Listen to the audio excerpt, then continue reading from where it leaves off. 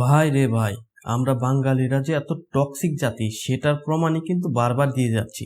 এতদিনে এই লোকটাকে হয়তো আপনারা সবাই চিনে ফেলেছেন।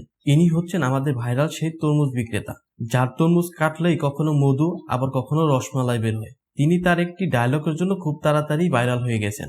তার ডায়লগটি ছিল এরকম, ওই কিরে কিরে, মধু মধু, রসমালাই রসমালাই।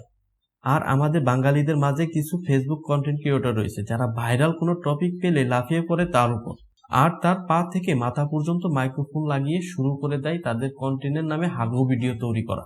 অন্যদিকে বেচারা তার তরমুজ বিক্রয় বন্ধ করে দিয়ে এরকম কন্টেন্টের নামে হাগু ভিডিওতে সাড়া দিচ্ছে। আবার শুনতেছি তার দোকানের সামনে এত লোকজন জড়ো হচ্ছে যে বাজার কমিটি সামাল দিতে হিমশিম খাচ্ছে। আবার এটার জন্য নাকি তাকে বাজার থেকেও বের করে দেওয়া হয়েছে। ভাই রে ভাই, এখন শুধু বাকি আছে এই আপামনির ইন্টারভিউ নেওয়াটা।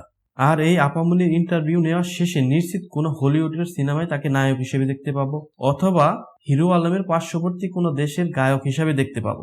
আবার এটা দেখে আমার চাচা হাউন আঙ্কেল সিদ্ধান্ত নিয়ে ফেলাইছে, কটামারার বাজারে তরমুজের নামে মধু আর রসমালাইয়ের দোকান দিব।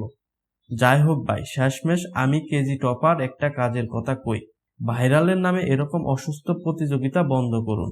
এরকম সহজ সরল মানুষদের নিয়ে যারা কন্টেন্টের নামে হাগু ভিডিও তৈরি করে তাদেরকে সবাই মিলে ধরে বাংলার ওয়াশ করে ছেড়ে দিন।